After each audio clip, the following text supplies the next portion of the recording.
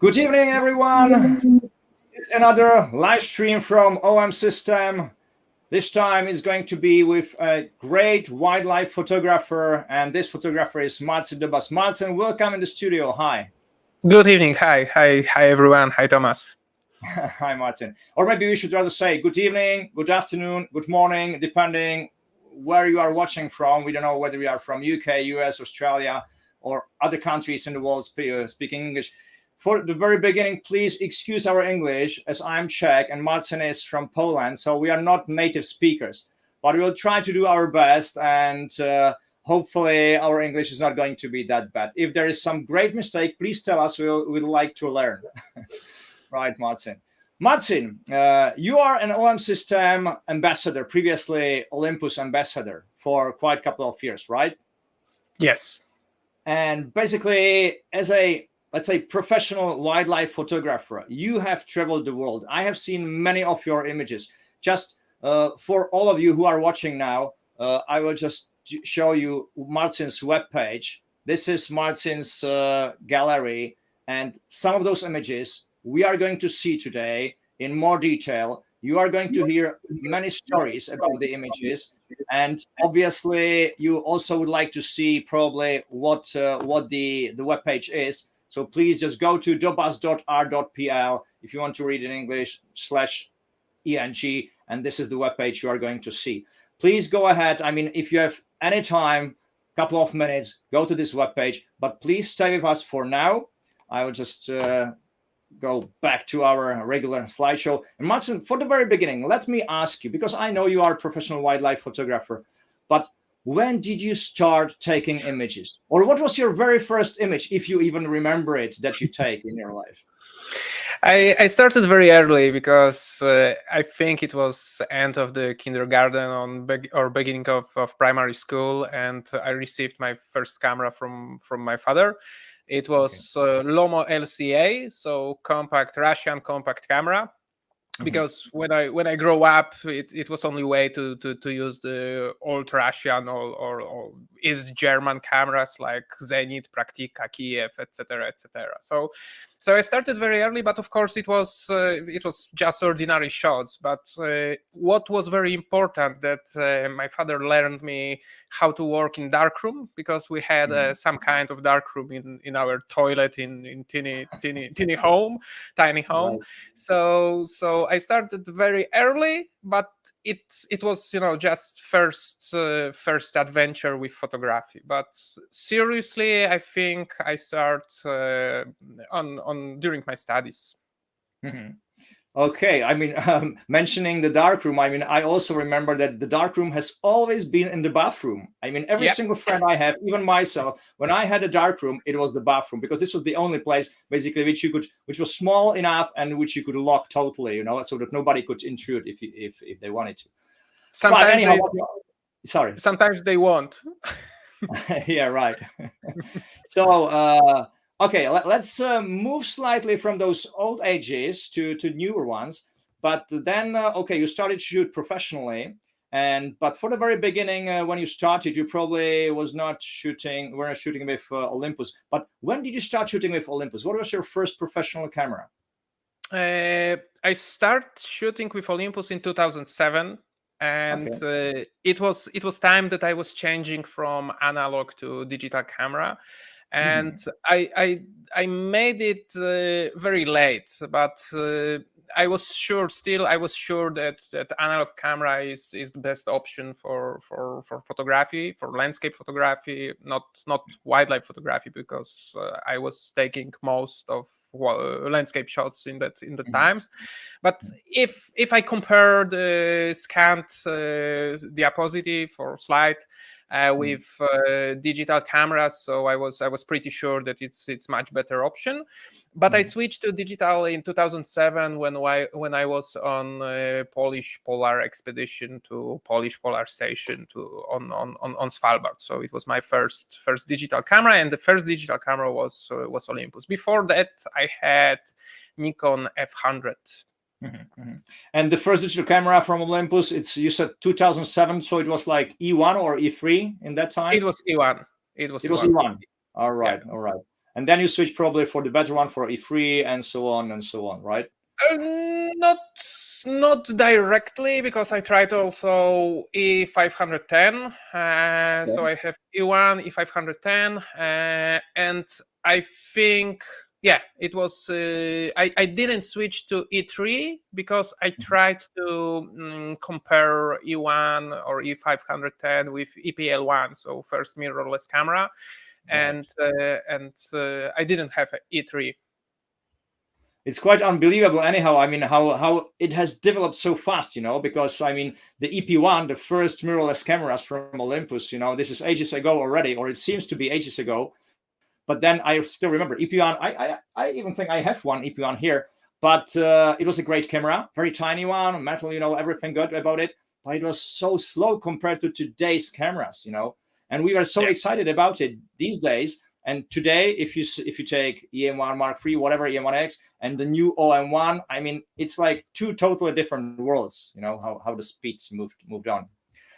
Good. Well, Marcin, let me ask you about your equipment. I will switch to your story. I mean, to Marcin Dobas' story behind the shots, which we will very much like to hear from you very, very soon in a couple of minutes.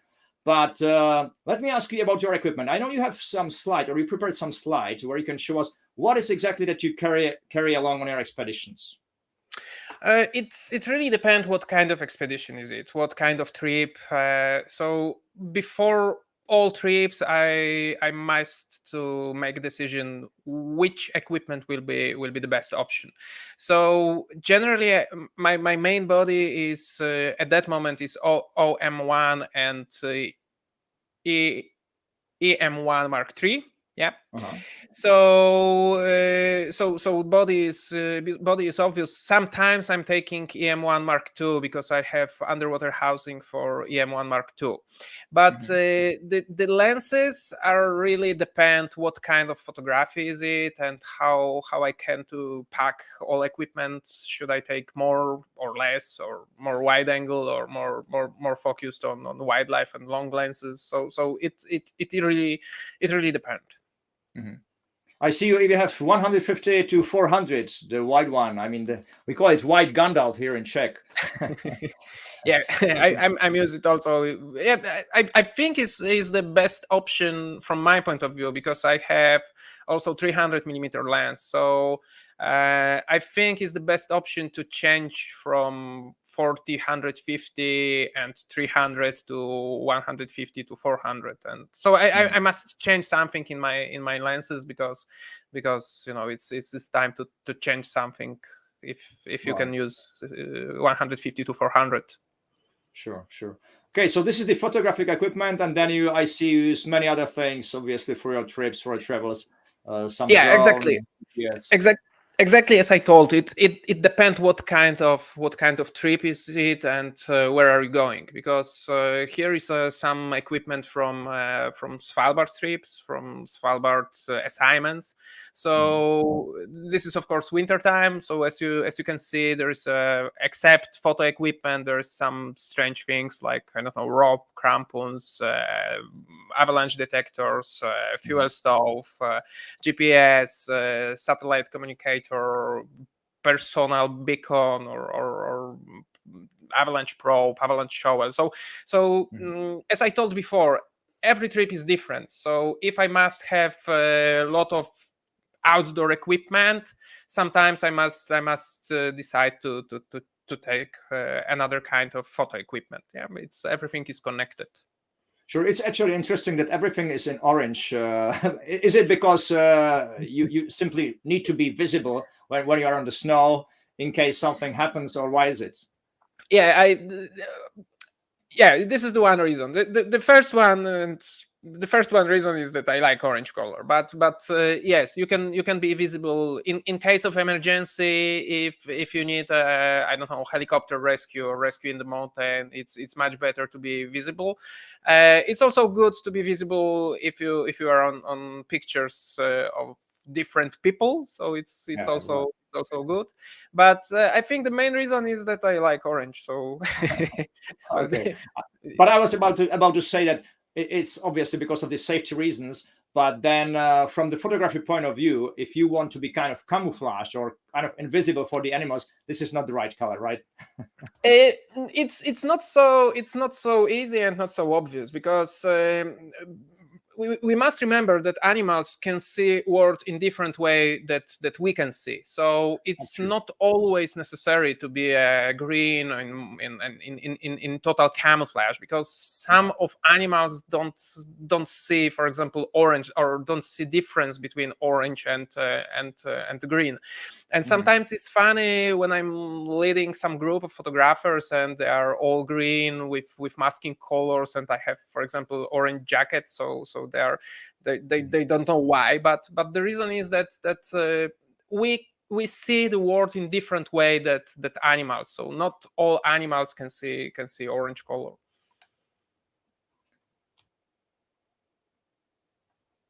Okay. Marcin, we are slightly losing the connection now, but yeah, it's better. It's okay now, I hope.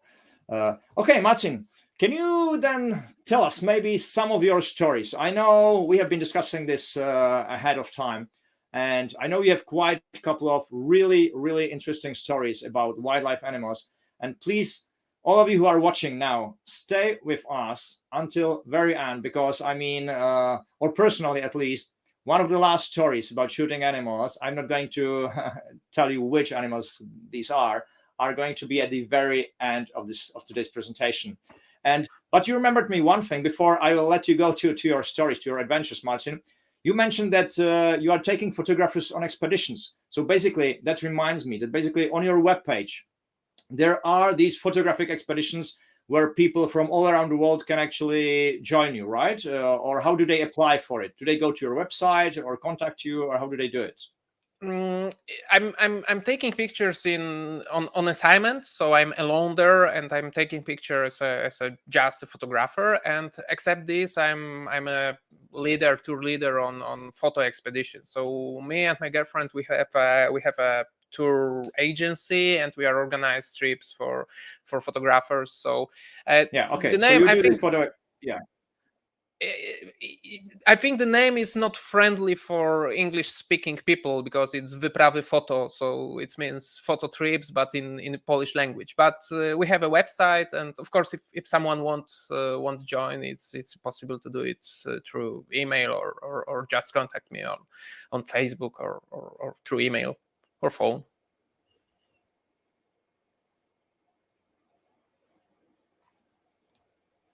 Is it working?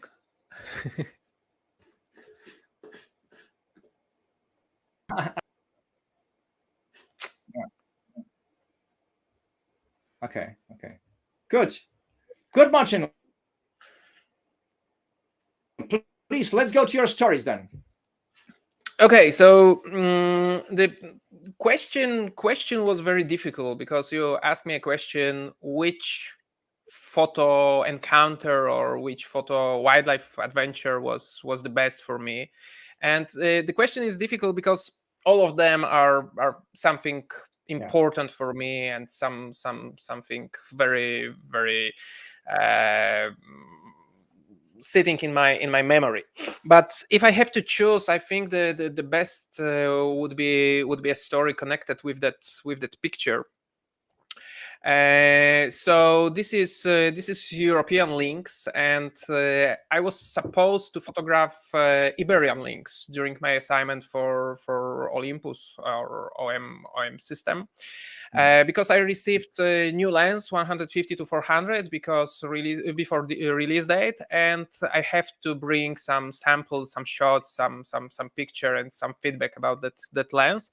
But the main problem was that it was in the middle of COVID season. So it was lockdown every time in different countries, and the COVID rules were changed very, very rapidly.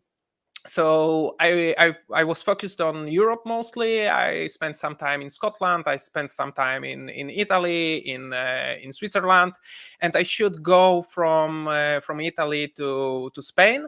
But one day before my trip, I get information that Madrid is locked down, so I couldn't land there and take a picture of Iberian Lynx. So I back home, and I was feel a little bit bad that I couldn't deliver picture from Lynx. So I decided go to northeast part of Poland, not so far away from my home. It was around 250 50 kilometers. Of course, the easiest way was telling that I'm sorry, we have an epidemic season, so I didn't take that shots. But I tried to do something in Poland, and it was from my point of view all time it was wasting time, because I start very early morning before sunrise, I finish after sunset, and I was masked and I was laying somewhere behind the bush and wait for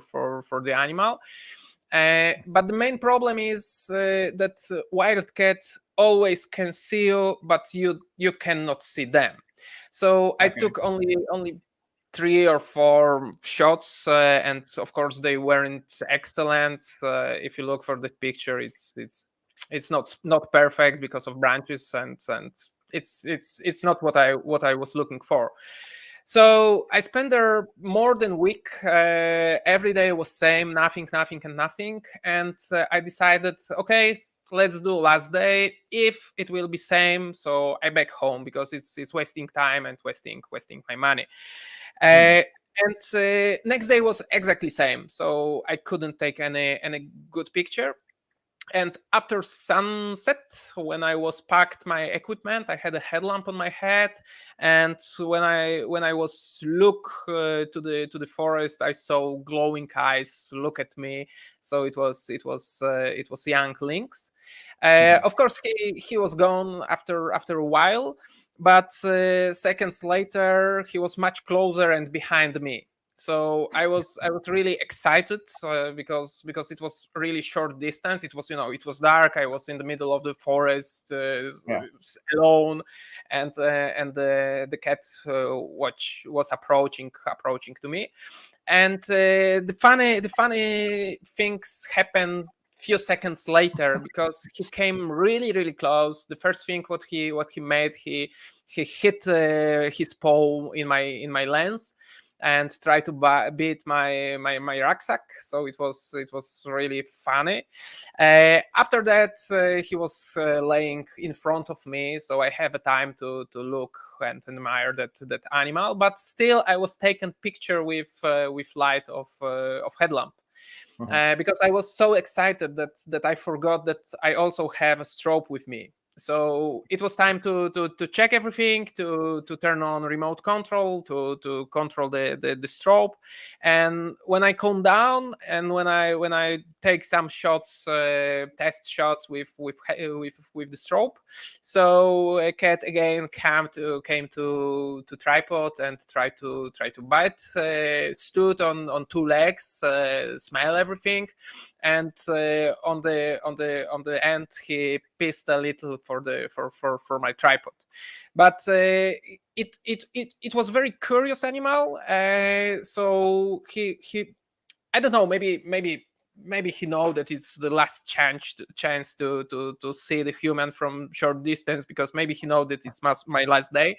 But after that, I was able to take some shots of the Lynx, even with photo equipment, and also standing alone somewhere in the forest. And I've never believed, honestly, that it will be possible so close and so phenomenal encounter with lynx, because of course we have lynxes in Poland, but they are very shy. I live near Warsaw, and we have a huge, the big national park. So it's Puszta Kampinoska, so Campinos Forest, something like this, and we have a wild population of lynx there. But I've never seen, and I think it was really good encounter with that animal, and I think from my point of view is the best one.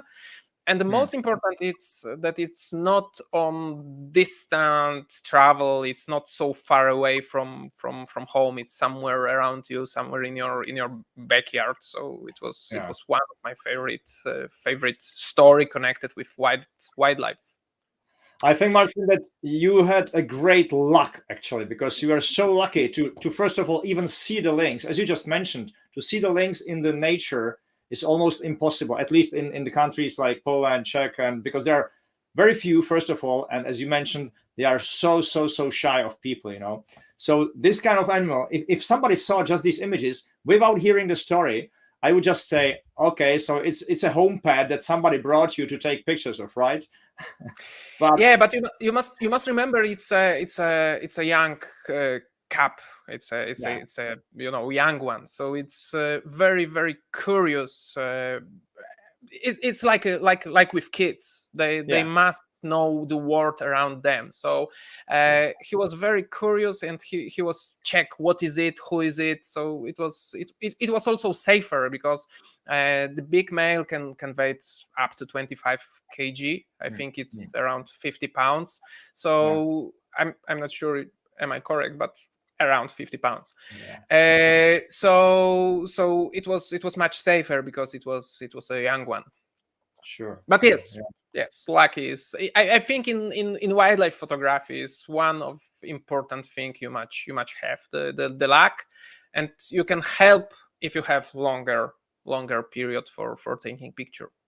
Definitely. Probably, as you said, it was its first and probably the last encounter with any kind of photographic equipment like this, you know. Especially, I'm sure you can say that this guy have actually hold 150 to 400 in its hands. Yep, exactly. And also hole in my rucksack is from the wild European lynx, so it's also nice story. By the way, question to this picture, because this is definitely the best one out of all of them. This was taken with what, 1240 or 4150? Which was the 12 to 100. 12 to 100. Okay. Yeah, it was the best option for that moment because sometimes it was very close from me. Sometimes it was bigger distance. So 12 to 100 was the best option to not changing, I don't know, bodies, cameras or lens in the camera. Right. And of course it was as you saw before, it was with the strobe with small octa on from the tripod. So I saw that. Huh? I was about to say that this adventure was kind of dangerous, but now, as I know what kind of adventures you are going to tell us now, this is going to be the adventurous one and the most dangerous one. You must remember that all wildlife can be danger, especially if you work with predators, because sometimes we are thinking that we know we have a lot of information about animals and we know everything, but you never know what is animal in front of your lens. Maybe it's some kind of cycle, so you never know, even if it's predictable, or you think that it's predictable, you must think that it's a wild animal. So I also work sometimes with the bears. Mostly it's a brown bear, sometimes it's a polar bear, but I'm avoiding the polar bears because they are much aggressive and much unpredictable, especially if you have a encounter on land, because they're really bad predators, or good predators, but bad for humans, and they can be hungry, and if they are hungry, they can attack you or just it in a moment. So definitely I prefer brown bears because they are more predictable, they are more photographers friendly, so it's much easier to take pictures of brown bears. Of course, it's a huge difference between, for example, brown bears in Russia, brown bears in Finland, or brown bears in Czech Republic or in Poland. We don't have any in Czech, luckily. But we have plenty in Slovakia, which is just next to the border. So they are in Slovakia, So okay. So they are different from Slovak bears. Yeah. But from my point of view, they are more shy. So sometimes if you feel that it's not comfortable for you, and you make some noise like clapping in the hands or shouting, so they go away. So this one is from Kamchatka. I was here many years ago. I think, I don't remember. It was 4, maybe 5 years ago, and I remember the first time when I go out from the truck, and I told to my driver that I'm going to pee, and he told me, "Okay, just don't step on the bear." So I was sure it's a joke. Don't step on the bear, okay? It will be great if I can see any bear, but no, don't step on the bear. But it was true. There's a plenty bears around Kuri Lake, so all of bears migrate to the Kuri Lake because of food, because of salmon. So it's a plenty bears there. So it wasn't problem with encounters, because it was really a lot of bears around me. But from my point of view, again, as a photographer, the main problem always with wildlife photography is looking for something new. Because if you look for wildlife photography, it doesn't matter, is it bears or is it antelopes on safari in Africa. All of them looks very similar, because you have photographers long distance to animals, so you use long lens, you have a sharp animal and blurred background. And of course I also need that kind of pictures, but I always try to do something different, try to catch some different shots. It may be, I don't know, some kind of social life, or when mother learn the cubs how to hunt for fishes. It may be some headshots, but it's also still same way. So long distance, long lens, and blurred background. So if you look, for example, for that picture, it's just a headshot. And also you must remember that kind of photography, it's easy to take in captivity. Of course it's a huge difference. Is it captive animal, or it's animal living in the wildlife? But always, if you have first encounters with animal, you try to do what you can to come as close as possible, and feel animal in the frame, so you can see only the animal on the picture. But it's also not the best way to show the wildlife in the wild, in the environment. By the So way, Mark, sorry to interrupt you, but what was roughly the estimate distance during these images when you were shooting them? 50 meters, 100 meters? How far were you? I think it's around maybe 50, between 50 to 100 in those picture. The forest is most difficult, because on open space you can see animal from bigger distance. A forest is little danger, because you never know, as I told on beginning, that don't step on bear. So in forest it's exactly same situation. Especially the main problem is with cubs. I will show later some picture of cubs, and I tell why it's danger situation. But on Kamchatka Peninsula, I was really close to that bears, and the reason is very simple, because they are full. They have full stomach. They are fat. They are full. They eat fishes before winter time, before hibernation time.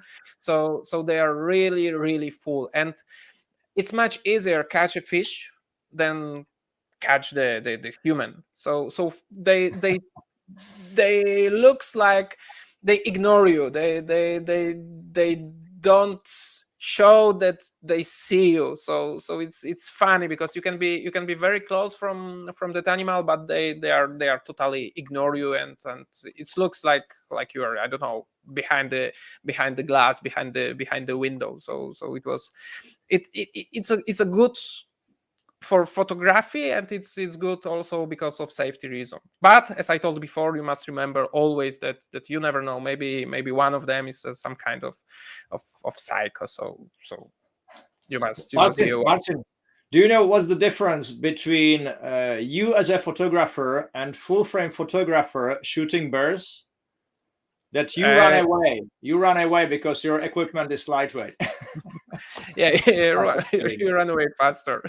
Yeah, it's true. And also you have a in same angle of view, you have a bigger distance. Yeah. So it's so this is the hunting scene, and I like it also very much because it's dynamic, and you can see how it looks. There are some techniques of hunting. So some of bears going into the water and wait for the fish. Some of them is sitting on the shore and waiting for the fish and just attack and go outside from the lake with the fish in his tips. This is what I told, that except adults, there are also some cubs, and the main problem with cubs is that, as you saw with the Lynx, they are very, very curious, and it's not problem for me, and it's not problem for them, as long as we are alone, so me and the cubs. But the situation could change rapidly when, for example, mother come outside from the forest. So I don't like encounter with the cubs of huge predators, because they won't come very close to you, because they are curious. You are something new, you are something interesting. But when mother see that the distance is not big enough for in from her point of view, she can attack you just in the wild. So I try to avoid the cubs if it's possible, but sometimes they are going in your direction, and even if you go back, so they are following you. So sometimes it's very, very difficult to avoid the contact with the cubs. Every mother will protect its kids, whether it's human, whether it's bears, it's just nature. Yeah, same with humans. Sure. And as I told, also from my point of view, from collecting picture to story, it's most important to show just small animal in environment. So it's much better than close portraits. This one is from Kamchatka. This one is from Finland. So you can show animal in natural environment, and you can show how it looks and where the animal is living. And again, according to collecting, I don't know, different kind of photography, I have here some shots from this one is from Golden Hour. It was a very short time when me, bear and the sun was in one line. It was taken on long lens, of course, but it was just, I don't know, 1 degree or half degree when I had the flares on lens. So if you heard that you shouldn't take a picture against light and you should avoid flares on lens, so I think that picture is very important for you, because you shouldn't. it may give much better results. Again, this one is a picture taken against the light. It's middle of the day, so it's not night, it's middle of the day, and the picture is very, very underexposed, so we can see only backlighted fur on the bear and some reflections on the water. So always in my assignments, in my photography, I try to find some unusual and some unique shots. And of course, it's not easy, but this is my main goal in every photo trip, that I try to do something in different way, because it's much better in story. It's different from hundreds or thousands and other pictures which I took ordinary. Yeah, I mean, these two images are beautiful. I mean, I remember we even had them printed during the Olympus Master Exhibition, right? I think you sent them Yes. to us, and we print them in large scale format, and these are really amazing. I mean, I love them. I like it. I like it also very much, because, but the reason is simple. It's different. It's different picture from all stories. So if it's one on the thousand, or one on the few hundreds, it's different. It's something new, something which we like. It's exactly same with rainbow, or with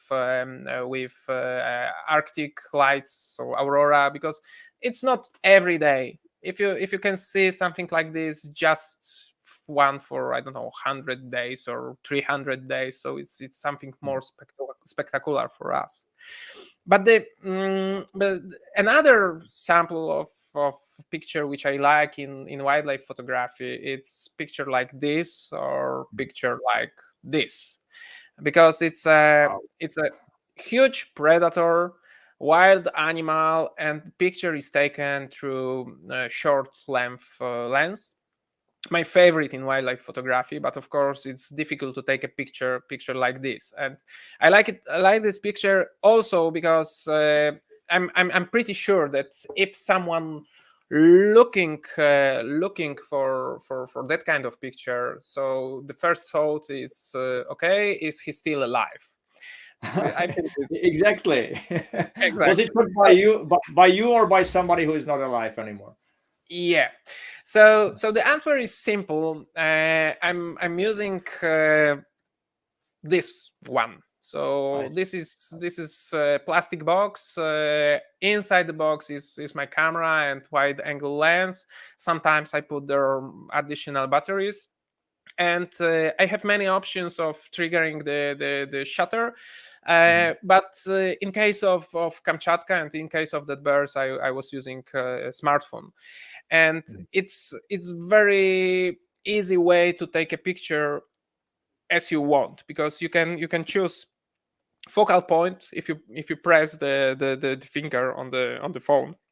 So the camera know that it's your focal point, so autofocus should find something there.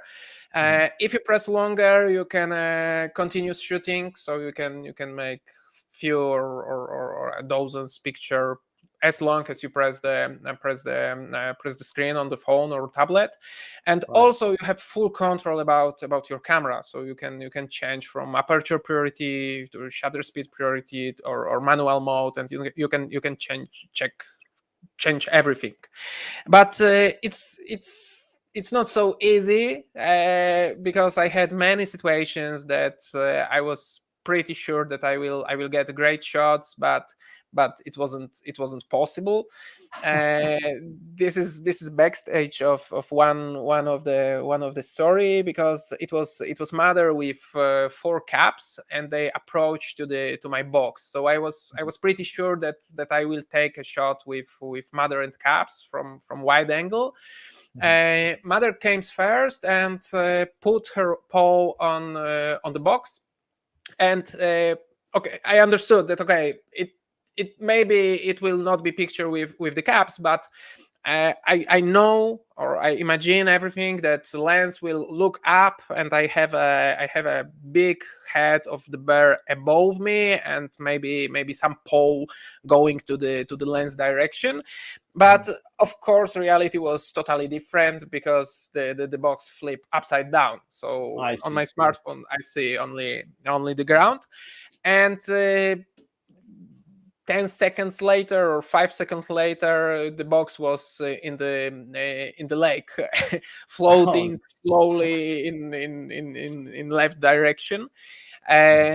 So it's not so obvious that you can get shot as you imagined before. even if you have that kind of photography or that kind of shutter release, and you are in the safe place and you are taking a picture. Sure, but still, Marcin, I mean, the remote control from the smartphone or from tablet works up to maybe 10 to 15 meters, right? If you are in the open space. So still, that actually means that you are pretty close. You are maybe 10, 15 meters from the box, right? During the shooting. Yeah, I think maybe 20, maybe 25. For sure not 10, but around 20. I think it was around 20. But as I told before, it's easy place because they can ignore you. I have some kind of different shutter release. So I'm from time to time I'm using cables which you can use in internet in the home. So concentric cables, I think it's in English. So you can extend the Wi-Fi range.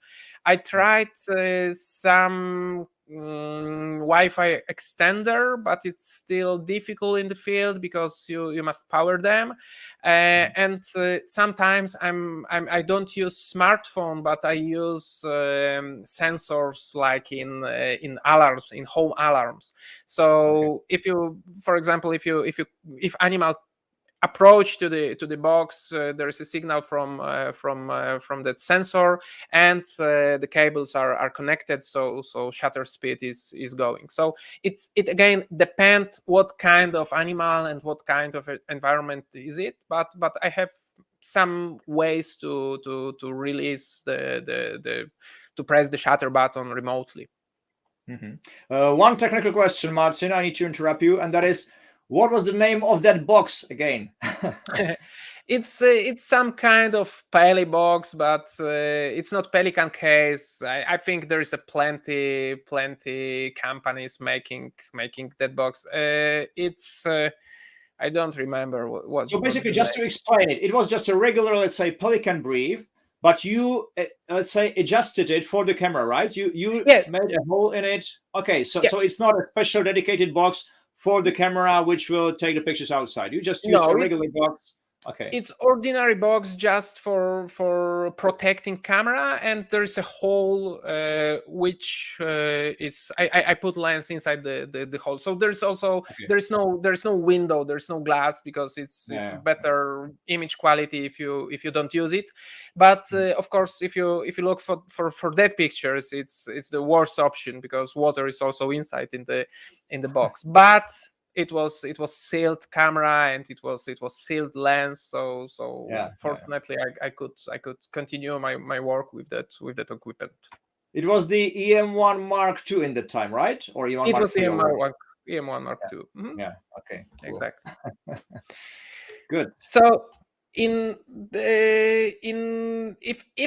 I found some kind of good technique, I try to use it in another assignment. So exactly same which I have with brown bear on Kamchatka. I also try to take a picture of polar fox on Svalbard using same technique, and it's also very important for me, because I'm taking a lot of I like to experiment, so I take a lot of bad pictures because I try, I don't know, longer exposure time, overexposed, underexposed. But if I catch something which is usable, I try to repeat it in another photo, another pictures, another stories.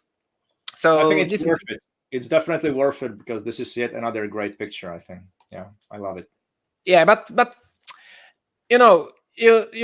you must think that it should be just one for whole story, because if something works, it works. If you don't show it very often, it's like I don't know, fisheye picture. If you show your audience, I don't know, 100 pictures from fisheye, it will be boring. But if it will be one picture in that 100 pictures, it's something more interesting. So you must remember that it should be one picture in the story.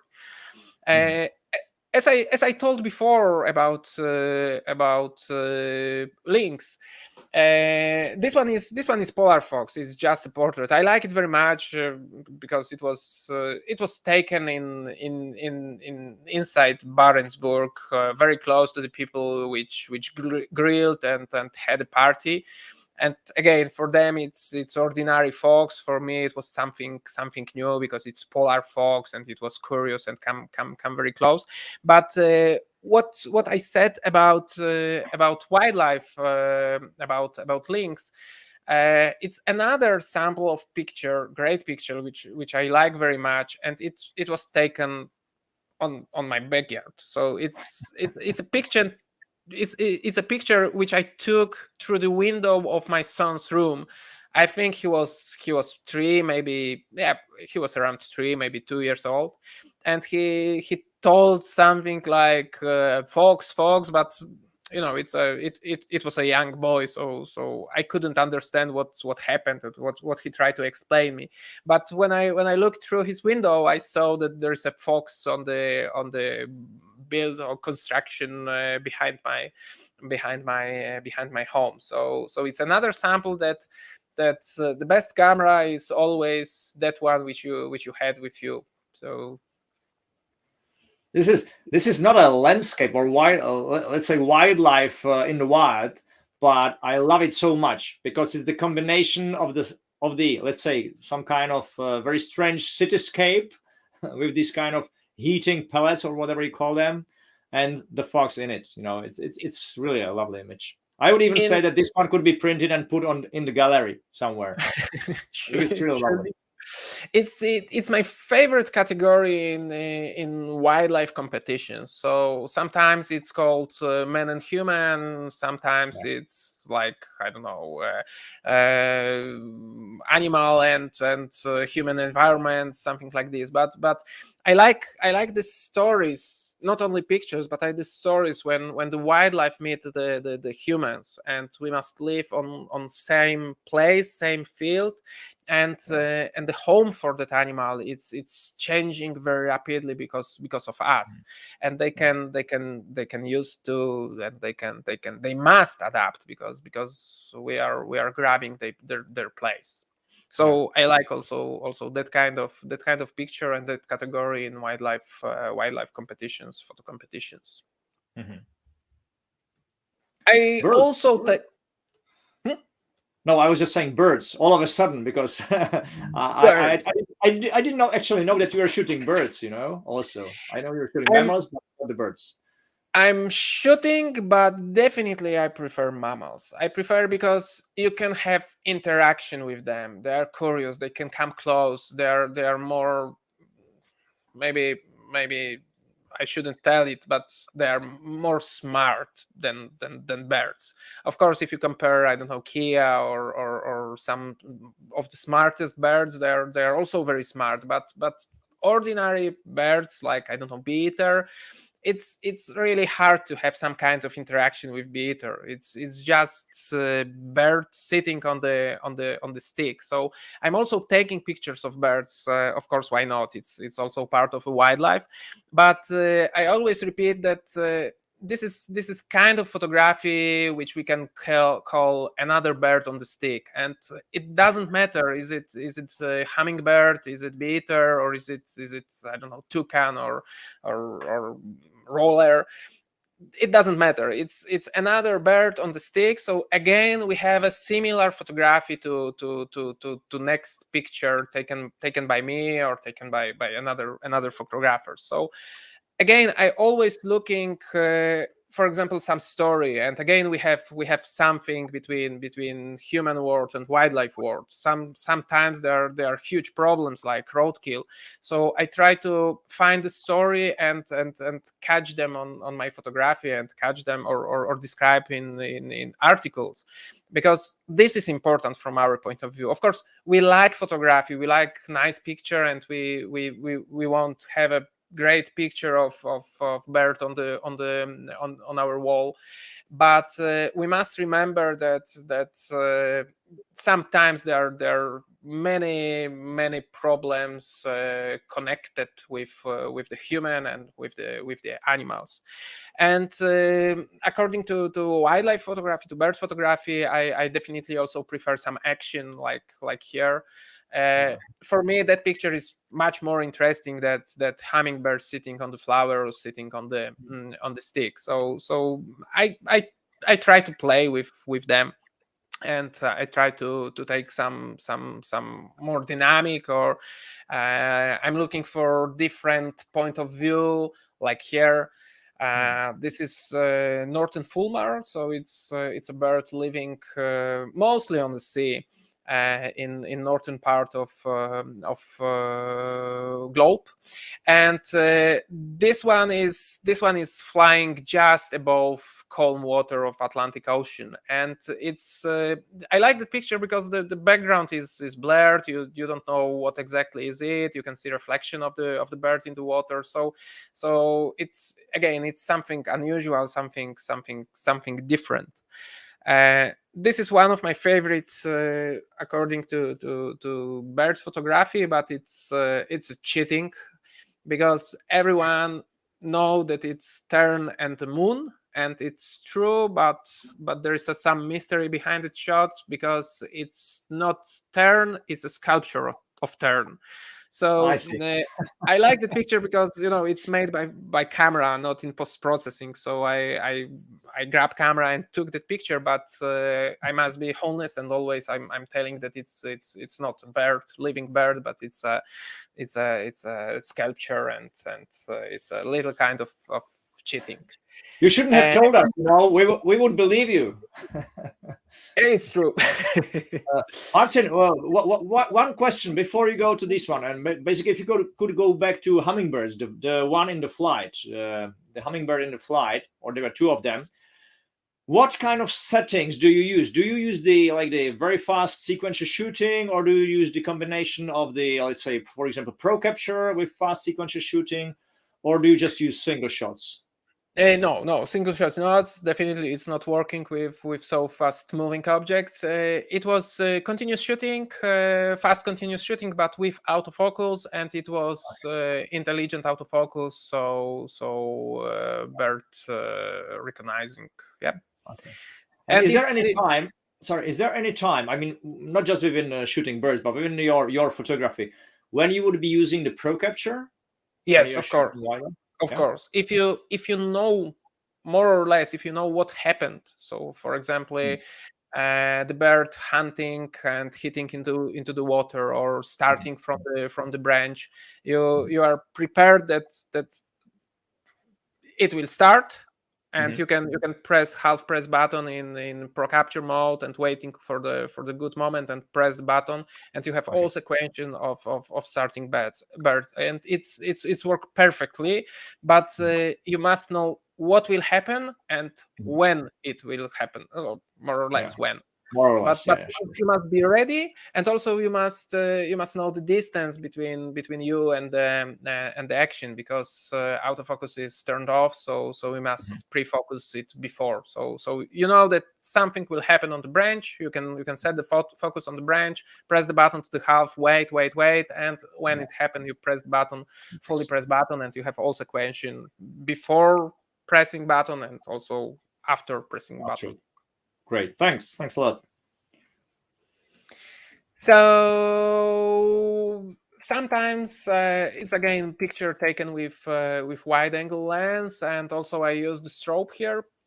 It's a Kia, so it's a mountain parrot, endemic parrot. Only one species of the mountain parrot. Picture was taken in New Zealand, in Southern Alps, around 2,500 meters above sea level, and it was difficult scene because huge dynamic range. So I should decide mountains or bird, and I decided to use the strobe, so I set all settings to proper exposure for the mountains. And in one hand I have a camera with wide angle lens, and in second hand I had a strobe, so I can use the lamp for exposure, for proper exposure of the Kia sitting on the rock.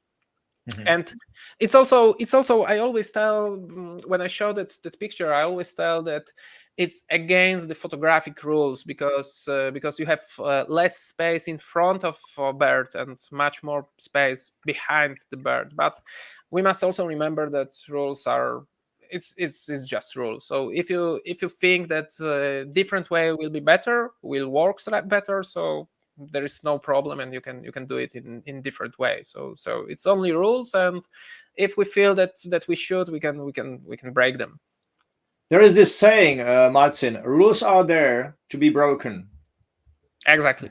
But you must know the rules first. Of course. Because if you broke the rules and you don't know what rules are, so it's a bad way. But if you know the rules and you broke them, it's good idea. Another kind of cheating, so it's multi-exposure, also taking in camera. And for me, it's very important that it's not multi-exposure from processing, but it's multi-exposure taking in the camera. So there is no problem that I can take similar picture on analog camera on film, because it works exactly same way. So there are two exposures. One, it's a couple of barn owls on the shorter focal length. And the second picture, it's a moon taken on the longer focal length. So you can also change the lenses between between first one and the second exposure. It's another kind of multi-exposure. It's a bat feeding on banana flower, but the picture was taken with strobes during night, so the rest of the image would be totally black. So I decided to put there something. So it's a couple of leaves from the second picture. So I can use the strobe or flashlight or headlamp and take another part. But it's again, it's a multi-exposure. I like also in bird photography, I like also that kind of pictures. It's some kind of abstraction, like flying birds. Here is a little oaks above tundra. But I like that picture because now at that photo you can see that that it's not gray and boring tundra in the Arctic, but it's colorful.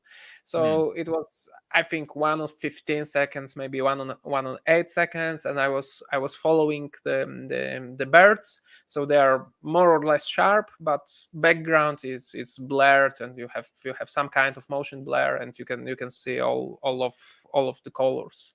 But my favorite kind of bird photography, it's like this. I took that picture many years ago, but it was the moment that I understood that it's a good way to try to capture birds underwater.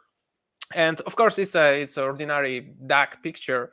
Maybe you must think a little, what is it on that picture? But it's ordinary underwater duck picture. But this one is northern gannet, and it takes many years. So it's many years between this one and this one. But I'm very glad that finally I got shot like this. It was also long-term project. I took picture of northern gannets, and it was published in Polish NG. But all assignment was failure from beginning to almost to last days, because I landed in UK.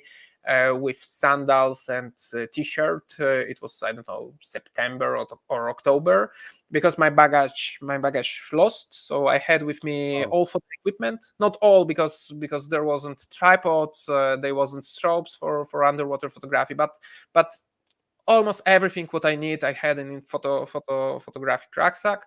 So rest of my things is in the foil bag. So I had everything to take a picture, everything to charge batteries, everything to make a story. But unfortunately, I didn't have proper clothes and proper boots. So I bought Wellingtons for few pounds, and I was ready to taking picture. Marcin, you must be extremely rich if you bought them at Louis Vuitton. No, it's a picture for my friend that I sent him from Edinburgh. That's okay. I must take some clothes from Louis Vuitton. Yeah, right. But it's good contrast. So it was my main goal in that story. It's a Basrock. It's a small rocky island in the United Kingdom, and as you can see, it's a white, but it's white not because it's covered by snow, but it's white because of birds.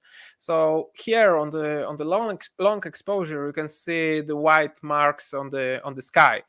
Unfortunately, it was handheld because my tripod was in baggage. But sorry, I pressed the button on my chair, so I dived. So you can see that all island is white, and when you approach to the island, you can see the white island. After that, you can hear the animal, and after that, you can feel that it's really really stinky place, because the white color is not only because of birds but also because of poo, which is everywhere. So the place, it's very stinky, it's very noisy, and it's very difficult to not to step on birds, on chicks, or on eggs. It's a protected area, so you need special permit to land on the island. And I landed there, but it was not long as I planned, because weather was changed. So I must take a picture and go away from the island, because weather was changing, and the waves were much bigger and bigger, and the landing on the island would be impossible. So I took some picture of the colony. It's the biggest colony of northern Gannet, at least in northern hemisphere. Maybe somewhere in New Zealand is comparable colony, but it's 150,000 birds in one place, in one small island. So again, I took some portraits. This one is also, I like it very much. It's it was taken in really bad weather conditions, in really bad light conditions, because it was fully clouded. But it's a high key technique, so it's overexposed, and you can make isolated portrait with white background. It's some kind of minimalistic picture, but I like it also very much. And the visiting colony was also something very spectacular for me, because I've never seen so many birds in one place living on the small rocky island. But still in that story, it was missing some game changer. And the game changer, in my opinion, was underwater picture of diving gannets. It was also not so easy to take that picture. I tried it many times. It was problem with visibility in the water, or birds aren't not enough close from me. But the main problem for me was going to the water for taking picture with the diving gannets, because they can reach 140 kilometers per hour when they hit in the water. So it's around, I think, 90 miles per hour. So they are really fast. They hit into the water, go inside, catch the fish, and using their wings, they going to the surface and fly away. So I was really afraid to be in the water when you have hundreds of birds going. It's like, shooting from machine carabine into the water. So I was really afraid. I was thinking maybe climbing helmet will be good option. Maybe I should be above the below the boat, so it will be some kind of shelter. But it was surprise. But they are really good flyers and really good swimmers. So they exactly know when and where they want to hit into the water. So it was safe, because they know what they should do. But for me, it was huge problem to believe that they are good flyers. And it was taken with wide angle lens, again with underwater housing, so it's equipment for diving. So camera with short lens, it's inside underwater housing. And I took many pictures, continuous pictures, trying to catch the bird on the water. Marcin, one technical. If you could please go just back to this wonderful image. You said you have been using the underwater housing, which was the one for EM1 Mark II, right? Yes. But did you use flash? I mean, some kind of underwater strobes, or is it just without it because it's just below the water level? And from time to time, the underwater photography with strobes, it's of course it's much better than without strobe. But the problem is if something's happen really fast around you. So the problem is with continuous shooting with the strobes, because you must wait, they charge. So I had some shots with strobe and some shots without strobe. I made also during one diving, I made also huge mistake, because I'm very often using electronic shutter. And the big advantage and also disadvantage of the electronic shutter is that it's totally silence. You cannot hear, and also you cannot feel, because when you take picture underwater, you can feel vibration on the underwater housing. So if you press the button and you have continuous shooting, you can feel that it's boop, boop, boop, boop, boop, or boop, boop, boop, boop, boop. When it's mechanical, with the mechanical shutter, right? In electronic shutter, it's nothing. You press the button and you know that it's continuous shooting. And after first diving, when I go out from the water and check what kind of picture I have, I look for them and, oh my God, only 150 pictures? It's impossible. And the answer was very simple, because I had electronic shutter, but it wasn't continuous shooting. It was single shooting. So every time I pressed the button and follow the bird, and I was sure that I will have at least 50 or 55 picture.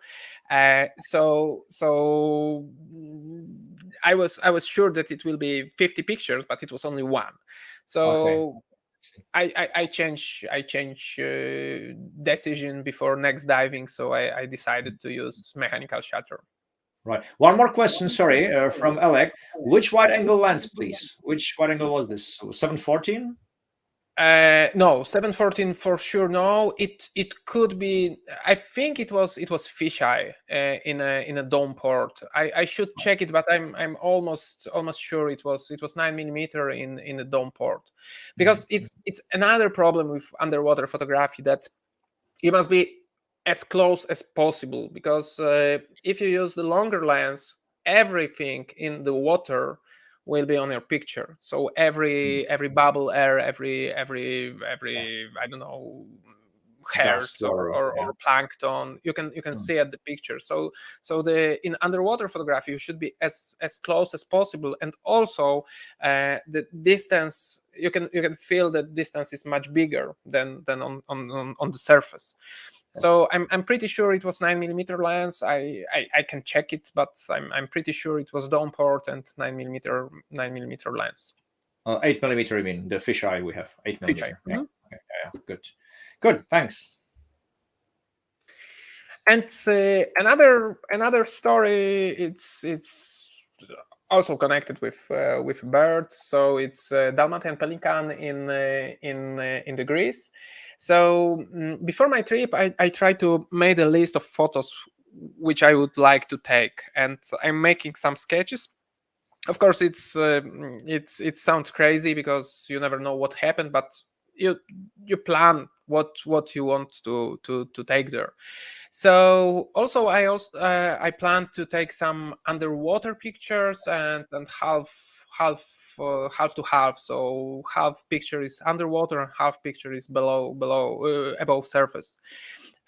So I asked my father, and he constructed specially built floating device, which is placed for a camera in the housing. There are small arms for underwater strobes, and I could use the smartphone and release the shutter from the smartphone, because main problem is that if you go to the water with the birds, they are very shy. That they don't approach to you. But if it's floating device, they can come very close and check what is it. They don't afraid so much. So I was ready. I had packed everything. You can see it's from it's you can pack it and drop to the back. It's not so big. So I packed everything, got to the plane, go to the Greece, and when I got there, when I landed, I knew that it will be another great failure, because all lake was frozen. So you can imagine that underwater picture or picture from water with birds sitting on the water, it's almost impossible to do if you don't have water on only ice. And I was totally resigned. Everyone was telling me that it was first time for last 12 years when the lake is frozen. Marcin, did you So say this was in Greece? This was in Greece, right? it's This in place. northern Greece. It's close to the border with Bulgaria. So it's So it it's a shouldn't be winter frozen time, at all. but it should be warmer. Yeah. So I focused on tight frames, details, portraits, headshots, but I couldn't show the animal in their natural environment. And honestly, I don't know why, because everyone told me that it's first time for last 12 years when the lake is frozen. And when I heard it again, I understood that it's great opportunity to take shots from something unique. But from last few days, I was focused how to take a picture and don't show the eyes on the lake. So finally, when I understood that it's something rare, something unusual, so I took also serious pictures of birds staying on the ice. And it shows that despite careful planning, we have to, or we must adapt to the existing conditions. And something what we think it will be a huge problem might turn out to be our luck. So first I was really resigned that it's frozen lake, but after that I understood that it's a really great opportunity. So next week's I took picture from my sketches. So I took some picture birds on the water, flying birds, frozen on the short shutter speed.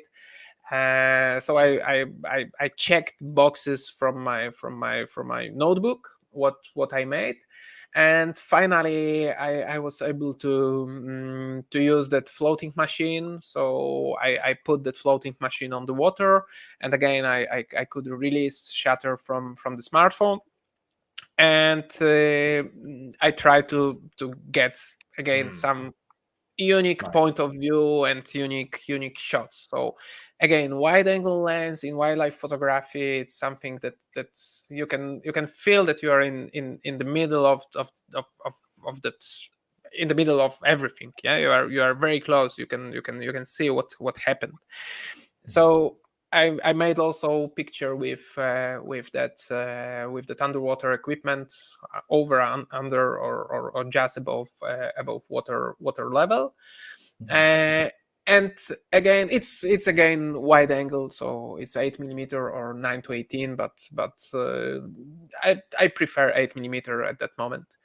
I also took some pictures with the strobe with CTO filters. So CTO it means color temperature orange. So it's an orange foil. You can put it on the strobe, and it's change color temperature of the strobe light, because normally it's around 5500 Kelvin, but with that filter it's much lower, like 3800, for example.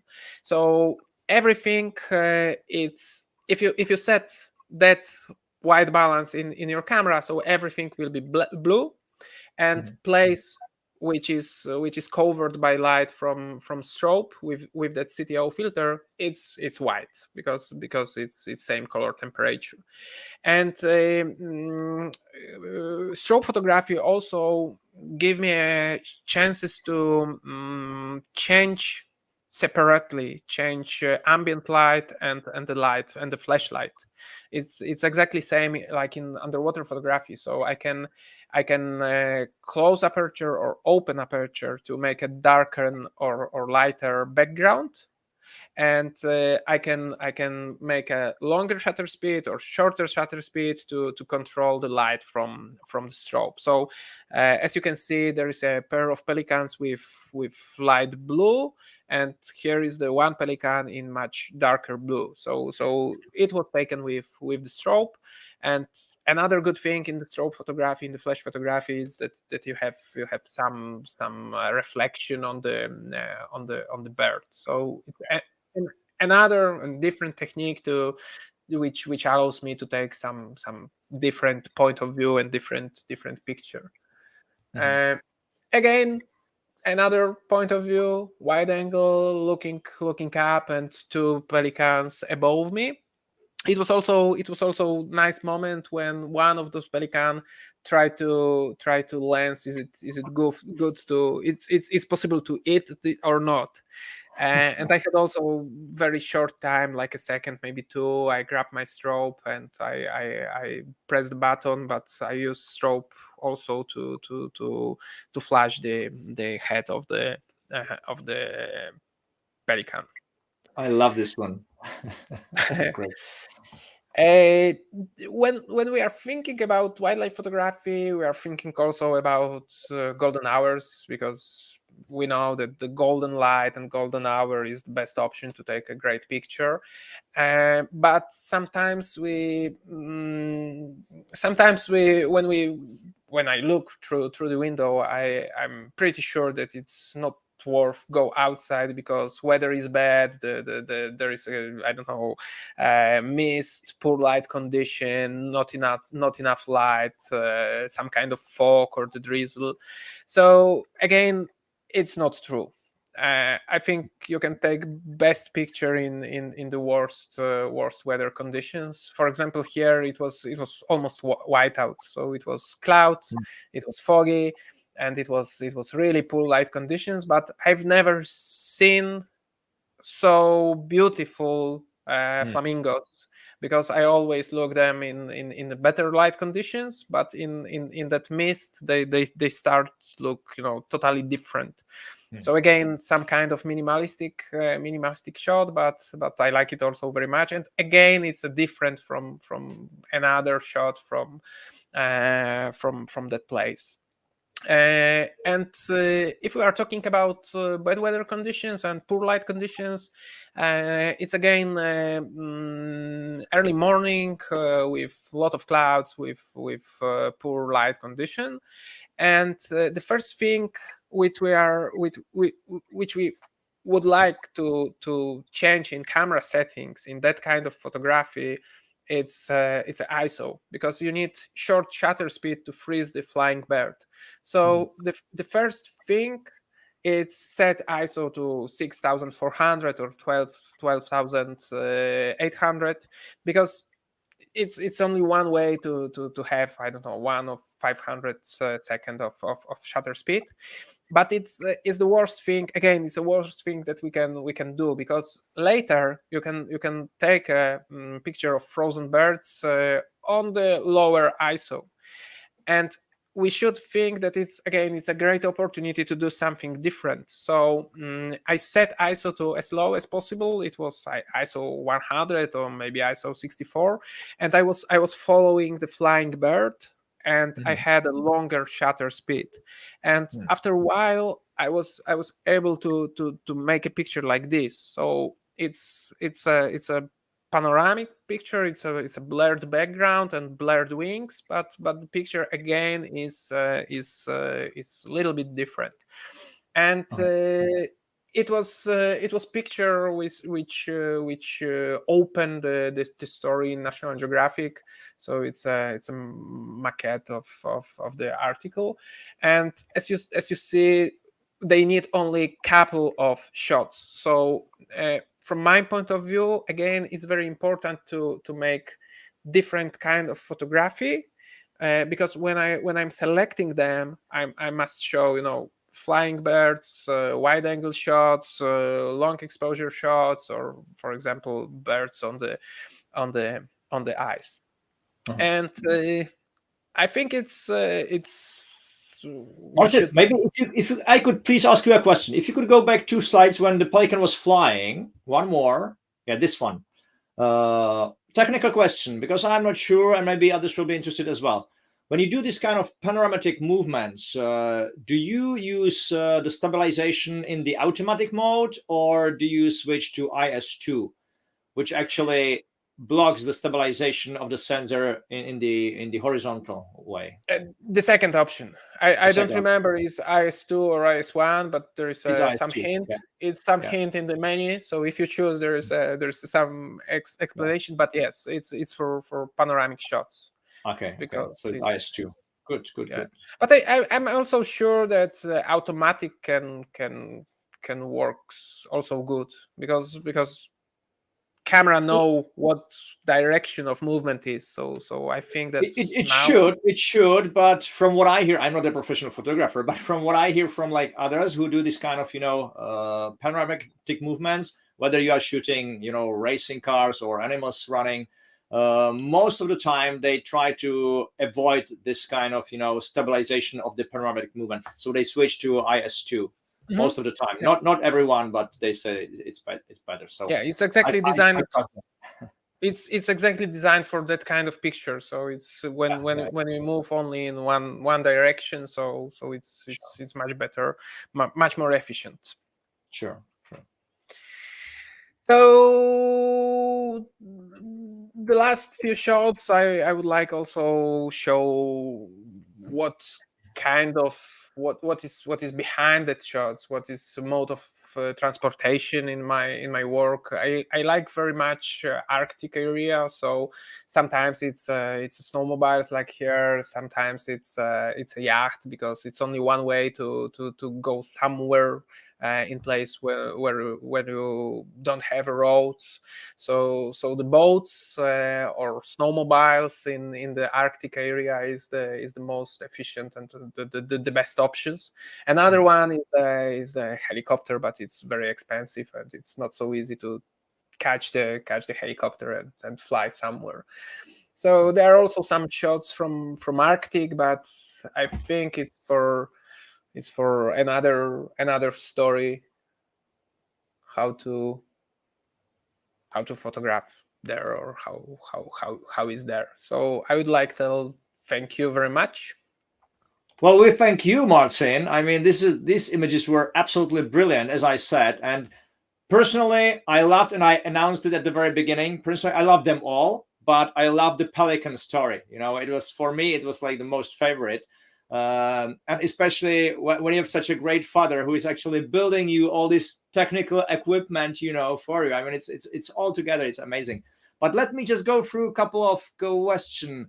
There's a question from Sonia. What about 100 to 400 millimeter for wildlife? Have you tried it, Marcin? Have you tested this lens? I tried it. It depends. What are your expectations from that lens? Because if you compare it, for example, to 150 to 400, it's a huge difference between those lenses. So the question is, where are you published, and what is your expectations about the lens and how fast it should be? But it's very small and portable lens, but you need more light. Yeah, exactly. I would say that for the money, for the price, because it's quite cheap. I mean, definitely a lot cheaper than 150 to 400. So for the price it costs, you get a lot of value in it, because the focal length is equivalent is 800 millimeters, so it's a lot. And obviously, as Martin, as you say, it's not for shooting in dark light conditions, but if you go for safari, where you have plenty of light, I mean, it's an amazing light, amazing lens, definitely. Let me just go through. There's lots of greetings to Marcin. I mean, greetings from all around the world. From Canada, from US, from Australia, from UK, from everywhere. Basically, I'm not going to go through all of these. Obviously, from California, Montreal, Sacramento, California, and so on and so on. But let me just try to find some questions. If you have some other questions, please don't hesitate to ask now. Excellent images. Thank you from Andy. So Marcin, it's to you. Fabulous presentation again, Marcin. So Dandy loves your creativity. But there is a question. Let me see. What strobe do you use? What strobe? What flashes do you use? It depends. Again, I have from E-System. I had some strobes. From time to time, I use FL36. But for Pelicans, Kia was taken with FL36. So it's an Olympus strobe, remotely controlled. But for Pelican, for example, or for Pelican, what we had with Strobe, or for the Lynx, I had some in Poland. It's called Reporter, but I think the international name is Godox. I like that. I like that strobes because they are cheap, and if happens something wrong, it's not so expensive to buy a new one. But I had also some shots with Profoto, so it depends. But definitely in the hard conditions, I prefer the cheapest headlamp, because if the Lynx destroy my tripod and destroy my strobe, it's much better for me buy another Godox than another Profoto. Right. Okay. But we have to say, you are extreme wildlife photographer. You get in these kind of dangerous situations and the animals can really destroy it. But I think for all of you who are not such an extremist as Marcin is, I think the FL700 might be the right choice, because FL700, as you know, can be, let's say, controlled remotely from the camera directly, or from the I mean, receiver, not receiver, the sender, which you just put into the hot shoe on the camera. So this might be a nice combination of the sender and FL700, either 1, 2, or any number basically you can put in, because it's radio controlled. So the distance can be not just few meters, but it can be, I don't know, 100 meters, and it still should fit perfectly. But there is another question to you, Marcin. Do you prefer travel, landscape photography, or strictly wildlife? It's hello, Pavel. It's changed because on the beginning it was mostly landscape photography, and it's changed. So now I prefer wildlife, but for me the best option is wildlife connected with landscape photography. And I have some photographers which I admire very very very much, and they can take a great picture of landscape And in that beautiful landscape shots, there is an element of wildlife. So it's one of them is Italian photographer Stefano Untertiner, and from my point of view, he's very good in that kind of photography. That it's beautiful landscape, and somewhere there is a small element like, I don't know, bear, fox, or anything. But at that moment, I think it's 60% for wildlife and 40% for landscape. But in a wildlife photography, you have encounter and you have memories much better than in landscape photography. Right. Unless something happens there, right? But okay, you've got many admirers, or how you would say, because Gary says, excellent presentation, Marcin. Marty, some of the best wildlife shots I have seen. You are very talented, Marcin. So, I mean, and there's another question from Doug. Doug says, how are you controlling your camera with your phone? I think you are probably using the OE track application, right? No OE track. OE share. OE share. Sorry, my mistake. Sorry. OE share. OE share. Yeah. So it's application from company same that produce the cameras. So it's cooperate. So it's Olympus application and Olympus camera. So OM system application and OM system cameras. So you can control. You can change the modes in your phone, so you can switch from aperture priority to shutter speed priority to manual mode, and you can control aperture or shutter speed or ISO. So it's almost like you have the camera in your hands. Even with some part of lenses, you can change the focal length of lens. So there are lenses easy like electronic zoom, and from smartphone you can zoom in or zoom out. So it's Olympus. Oh, now I don't know, Thomas, you know better. It's share or it is OE share. It used to be Olympus image share. Now it's OM share basically. So but the abbreviation is still the same, OE share basically. But yes. Another well, it's not a question, it's again a greeting for you. Thank you, very enjoyable and informative. Best wishes for continued success. What great photographs from CZ. So thanks for presenting. And John, I really loved the Lynx story. The old golf saying is, the harder I work, the luckier I get. Yeah, and you said you spent there like 6 or 7 days basically waiting for the Lynx, and nothing. Almost nothing. I mean, imagine, all of you who are still watching us, it's still 280 of you. Imagine that you go out to the forest somewhere and you have this kind of dream image in your head, and you are there for 6 days and nothing happens. I would go home after 2 or 3 days maximum. And Marcin, you are the best. You stay there all the time until you got the shot. So really, even the adventure and the memories in your head must be brilliant, because this kind of encounter with the Lynx must be something that you will never forget. Totally, not just the image itself, but the experience itself must be brilliant. Thank you very much for kind words and kind comments, because I was a little bit afraid about my English, because it's not native language. So thank you very much. Your English is perfect. Okay. So I think, Marcin, it's, what is it, 20:31, so it's 8:30 already. I think you need to take a cup of tea, coffee, whiskey, whatever you want to now, because thank you so much for this great presentation. Thank you for you being OM System Ambassador. Thanks for the images. And I'm pretty much sure that we will see each other.